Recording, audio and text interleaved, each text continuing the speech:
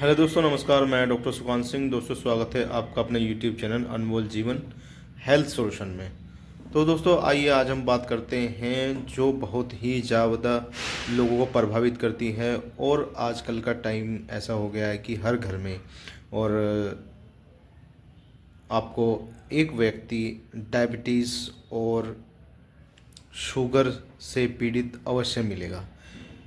तो दोस्तों, आज हम बात करेंगे कि आप घर पर ही एक मेडिसिन ऐसी तैयार कर सकते हैं जिससे आपकी शुगर कंट्रोल में रहेगी, यानी कि आपकी डायबिटीज़ बिल्कुल कंट्रोल में रहेगी। तो दोस्तों, जैसे आप सब लोग जानते हैं कि आजकल का टाइम बहुत ही ज़्यादा भाग दौड़ का समय है, जिसमें अपने लिए लोगों को टाइम नहीं है। बाकी जो है सभी काम के लिए वक्त रहता है। और आजकल की इस भाग दौड़ में लोग अपने ऊपर ध्यान नहीं दे पाते, जिसके कारण। तो दोस्तों, आइए जानते हैं थोड़ा सा शुगर के बारे में और डायबिटीज़ के बारे में। तो दोस्तों, डायबिटीज़ दो प्रकार की होती है हमारी। एक होती है इंसुलिन डिपेंडेंट डायबिटीज़ और दूसरी होती है नॉन इंसुलिन डिपेंडेंट डायबिटीज़।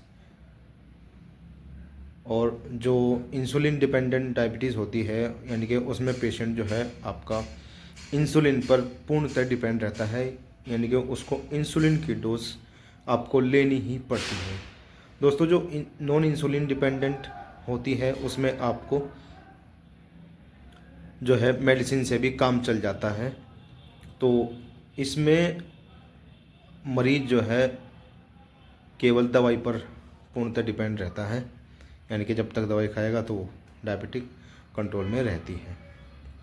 तो आपकी जो नॉन इंसुलिन डिपेंडेंट है ये आपको किसी भी उम्र में हो सकती है, और जो इंसुलिन डिपेंडेंट डायबिटीज़ है ये आपको जन्मजात होती है, यानी कि आपको बर्थ से ही पता चल जाता है कि आपके शरीर में जो है इंसुलिन बिल्कुल भी नहीं बन रहा है, जिसके कारण आपको इंसुलिन बाहर से लेना पड़ता है। तो दोस्तों, आइए बात करते हैं कि आप अपनी डायबिटीज़ यानी कि शुगर को कैसे कंट्रोल में रख सकते हैं। आपको यदि नॉन इंसुलिन डिपेंडेंट डायबिटीज़ है और इंसुलिन डिपेंडेंट डायबिटीज़ है, तो जो औषधि हम आज आपको बताएंगे, यानी कि दवाई जो बताएंगे, वो औषधि आपके दोनों तरह की डायबिटिक पर काम करेगी। और साथ में आपको जो है अपना थोड़ा लाइफ स्टाइल चेंज करना होगा, क्योंकि पूर्णतः आप दवाई पर ही मत रहिए। तो दोस्तों, इसके लिए मैं बताने जा रहा हूँ। तो इसके लिए आपको 5 से 6 चीज़ें हैं जो आपको घर पर भी मिल जाती हैं और आपको आयुर्वेदिक मेडिकल स्टोर से तो ईजीली ही मिल जाएंगी। तो दोस्तों, इसके लिए आपको 6 चीज़ें लेनी हैं। नंबर 1 नीम की गुठली, नंबर 2 जामुन की गुठली, नंबर 3 करेला, और नंबर 4 कूड़े की छाल, नंबर 5 सौंठ और मेथी दाना। तो दोस्तों, इन सबको आपको बराबर मात्रा में लेना है और बराबर मात्रा में लेकर आपको कूट पीसकर एक पाउडर तैयार कर लेना है। अब बात करते हैं दोस्तों इसकी मात्रा के बारे में कि आपको इसको कैसे प्रयोग करना है, इसका क्या अनुपान रहेगा। तो दोस्तों, इसकी मात्रा आपको सुबह खाली पेट 1 चम्मच, यानी कि लगभग 3 ग्राम आपको सुबह खाली पेट हल्के गुनगुने पानी के साथ में सेवन करना है। और शाम को आपको आधा चम्मच खाने से पहले गुनगुने पानी के साथ में लेना है। उसके आधे घंटे बाद आप खाना खा सकते हैं। ऐसे ही सुबह में है, आप दवाई खाने के बाद में आधे घंटे बाद खाने का सेवन कर सकते हैं। यदि आप इस दवाई का उपयोग प्रतिदिन और लंबे समय तक करते हैं तो आपकी जो अंग्रेजी दवाई है, यानी कि जो आप टैबलेट्स लेते हैं, वो आपकी कुछ ही दिन में छूट जाएगी। और हो सकता है कि जो इंसुलिन डिपेंडेंट डायबिटीज़ है, यानी कि जो पेशेंट्स केवल इंसुलिन पर डिपेंड हैं, उनकी इंसुलिन भी बंद हो सकती है।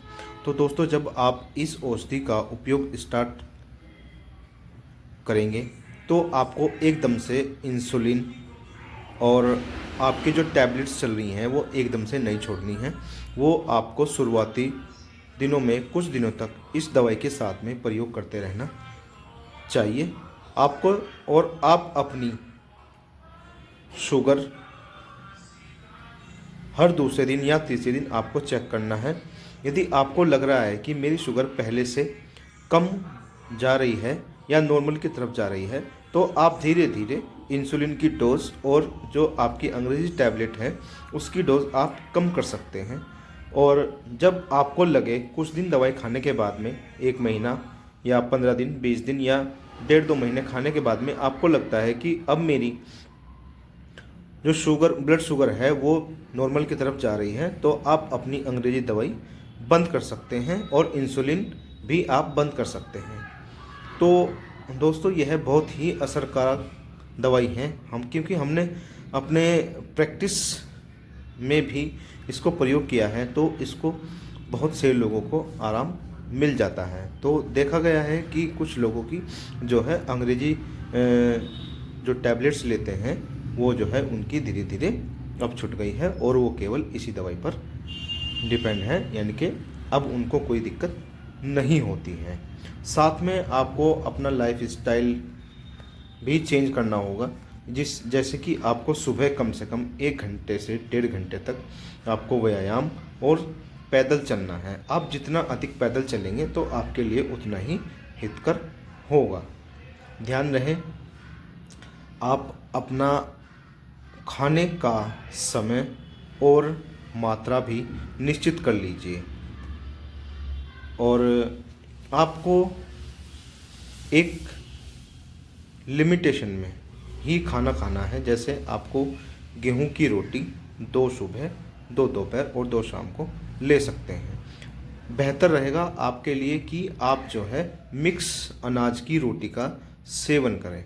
आप चावल कम से कम मात्रा में प्रयोग करें, दही का बहुत ही कम मात्रा में प्रयोग करें, शुगर यानी कि चीनी, किसी भी तरह का मीठा उसका भी बहुत कम मात्रा में आप प्रयोग करें और उड़द की दाल का सेवन भी आप बहुत कम मात्रा में प्रयोग करें, तो आपको निश्चित ही लाभ होगा। तो दोस्तों आपको हमारी जानकारी कैसी लगती है आप हमको लाइक, कमेंट और शेयर करके ज़रूर बताइए। धन्यवाद।